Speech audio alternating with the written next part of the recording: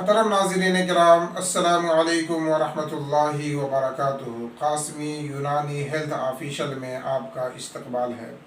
ناظرین کرام، آج پھر ایک نئے نسخے کے ساتھ آپ حضرات کی خدمت میں حاضر ہوں۔ یہ نسخہ ضعف بصر اور کمزوری دماغ کا ہے۔ اگر کسی کا دماغ کمزور ہو، حافظہ کمزور ہو، نسیان کی بیماری لاحق ہو گئی ہو، بار بار بھول جاتے ہوں، تو اس کے لیے یہ نسخہ بہت ہی بہتر اور بے خطا ہے۔ اس نسخے کے لیے آپ کو 3 چیزوں کی ضرورت ہے۔ نمبر 1، 50 گرام سونف لے لیں اور 50 گرام مصری لے لیں اور 100 گرام بادام شیریں لے لیں۔ پہلے بادام کو رات بھر پانی میں بھیگنے کے لیے رکھ دیں۔ صبح کو اسے چھیل لیں، پھر اسے موٹا موٹا کوٹ کر سکھا لیں۔ اس کے بعد تینوں چیزوں کو ملا لیں۔